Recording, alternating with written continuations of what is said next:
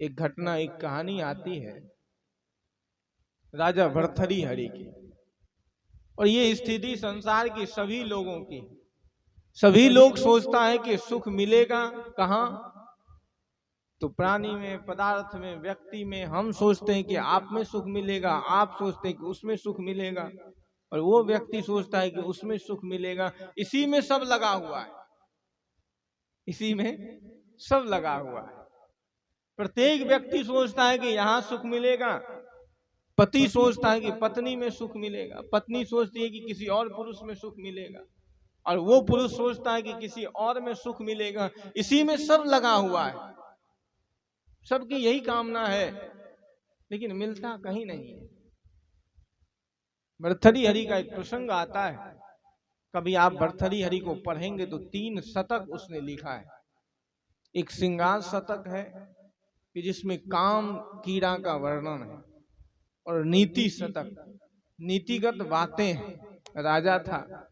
और अंत में वो वैराग्य शतक लिखा, जब संसार की वास्तविकता को जान लिया, संसार की स्थिति को जान लिया, जब उसके भीतर में वैराग्य हुआ, तब वो वैराग्य शतक लिखा।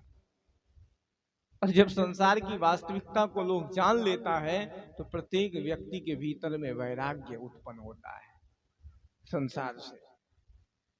तो भर्तृहरि बहुत रसिक थे, संसार में आसक्त थे, अपने पत्नी के प्रति इतना आसक्त। कई लोग इतना आसक्त होता है, नई नई किसी की शादी हो जाए तो 1 मिनट पत्नी को छोड़ना नहीं चाहता है, हमेशा सोचता है कि कितना इसके पास कितना देर बैठूं, कितना बात करूं। भर्तृहरि को बड़ा मोह था पत्नी, सुंदरता के कारण। सुंदरता का मोह तो आदमी को हो ही जाता है, और दृष्टि बहुत देर के बाद खुलती है इंसान की। रूप का मोह आदमी के ऊपर जल्दी आकर्षण करता है। भर्तृहरि को हो गया आकर्षण, इतना आकर्षण हुआ, पत्नी जो कहे वही करे। पत्नी ने एक दिन क्या किया, अपने देवर को राज से निकाल दिया, कहा कि इसका चरित्र गड़बड़ है, इसको आप राज से निकाल दीजिए, ये मेरे ऊपर कुदृष्टि डालता है। अब राजा को जो कह दिया वो मान लिया, उसने उसको राज से निकाल दिया। अब कोई कहने वाला नहीं। संजोग से एक दिन एक साधु आया। वो औरत, वो स्त्री भर्तृहरि किसी और से प्रेम करती थी। एक दिन एक संत आए, और संत ने फल दिया, एक कहा कि ये फल ले जाइए, और इस फल को जो भी व्यक्ति खाएगा वो सदा जवान बना रहेगा, वो कभी वृद्ध नहीं हो सकता है। तो भर्तृहरि सोचता है कि इस फल को अगर मैं खा लेता हूं तो मैं तो जवान हो जाऊंगा, लेकिन मैं जिससे प्रेम करता हूं वो तो बूढ़ी हो जाएगी ना। आदमी हमेशा अपने लिए नहीं सोचता, आदमी जिससे भोग करना चाहता है या जिसके प्रति आसक्ति होती है, आदमी हमेशा उसी का चिंतन करता है कि वो कैसे सुखी हो। मोह का जो जाल होता है ना, बड़ा विचित्र होता है।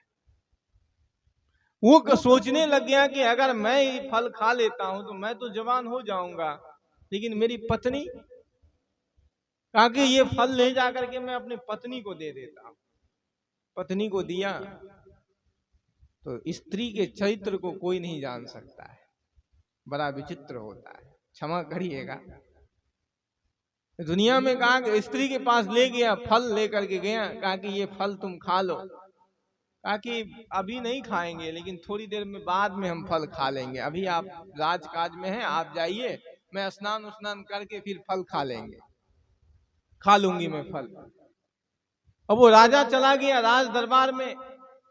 इधर उसकी पत्नी सोचती है कि अगर ये फल मैं खा लेता हूं तो मैं भी तो किसी से प्रेम करती हूं ना, अगर ये फल मैं खा लेती हूं तो उसका क्या स्थिति होगा, जिसको मैं भोगना चाहती हूँ वो तो वृद्ध हो जाएंगे, इसलिए ये फल मैं नहीं खाऊंगी। ये फल ले जाकर के, वो एक घोड़े के दरोगा से प्रेम करती थी, वो फल ले जाकर के उसको दे दिया। और जैसे ही उसको दिया, कहा कि कोई बात नहीं, तुम चले जाओ, अभी दिन है, कोई देख लेगा, फल मैं खा लूंगा। और वो भी सोचने लग गया कि ये फल अगर मैं खाता हूं तो मैं भी किसी से और से प्रेम करता हूं, वो भी एक वेश्या से प्रेम करता था। वो ले जाकर के कहा कि फल मैं खा लूंगा, कोई बात नहीं। वो ले जाकर के वेश्या को दे दिया फल, कहा कि तुम खा लो। अब वो वेश्या सोचती है कि जीवन भर मैं तो कुकर्म ही की हूं, ये फल मैं खा करके क्या करूंगी। वो ले जाकर के वो फल फिर राजा को दे दिया हाथ। राजा के पास गया और कहा कि ये फल आप ही खा लीजिए। जैसे ही राजा के हाथ में जाता है और देखता है ये तो वही फल है जो हमने अपने पत्नी को दिया था। राजा सोच में पड़ गया। राजा ले आए अपनी पत्नी के पास, कहा जो आपको फल दिए थे वो क्या किए, कहा वो तो कब का मैंने खा लिया। तो राजा कहता है ये क्या है, जो फल आपको हमने दिए थे वो आपने खा लिया, फिर ये क्या है। तो फिर वो सोच में पड़ गया। तब राजा कहता है कि याम चिंतयामि सततम मयि सा विरक्ता, जिसका चिंतन मैं रात दिन करता हूं, जिस पत्नी के लिए हमने अपने भाई को भी निकाल दिया राज से, क्या नहीं किया। याम चिंतयामि सततम मयि सा विरक्ता, वो मुझे नहीं चाहती, वो किसी और को चाहती है। सापि अन्य जन्म इच्छति सोपि अन्य जन्म इच्छति, और वो जिसको ये चाहती है वो भी इसको नहीं चाहता, वो भी किसी और को चाहता है। अस्मत् कृते परितुष्यति काचिद अन्या, और मेरे लिए तो किसी और के ही दिल में जगह है, कोई और ही मुझको चाहता है, चाहती है। धिक्ताम तम च मदनम च इमाम च माम च, का धिक्कार है मुझको कि मैं इस स्त्री को चाहता हूं। इस स्त्री को भी धिक्कार है कि ये घोड़े के दरोगा को चाहती है, उस घोड़े के दरोगा को भी धिक्कार है कि वो एक वेश्या को चाहता है, उस वेश्या को भी धिक्कार है जो मुझे चाहती है। तो संसार का नियम ही यही है, यहां कोई किसी के से प्रेम नहीं करता, सब अपने स्वार्थ से प्रेम करता है। पति पत्नी को प्रिय है अपनी ही कामना के लिए, अपने ही वासना के लिए। पुत्र पिता को प्रिय है अपने ही वासना के लिए। जिस दिन वासना की पूर्ति नहीं होती है, कोई किसी का नहीं है दुनिया में। सब रिश्ते नाते सब खत्म हो जाता है, एक क्षण में रिश्ते टूटते हुए हमने देखे हैं। तो संसार का संबंध स्वार्थ का है, संसार में कोई किसी का नहीं है। जितना भी संबंध है, जो कुछ भी आप देख रहे हैं, सर्वत्र केवल स्वार्थ का संबंध, सर्वत्र केवल अपने स्वार्थ के लिए ही एक दूसरे से आदमी लगा हुआ है। लेकिन विचार करिए, चिंतन करिए कि संसार से कोई भी व्यक्ति तृप्त नहीं हो सकता है, क्योंकि यहाँ किसी की तृप्ति हो ही नहीं सकती है, यहाँ कोई भी व्यक्ति तृप्त हो ही नहीं सकता है।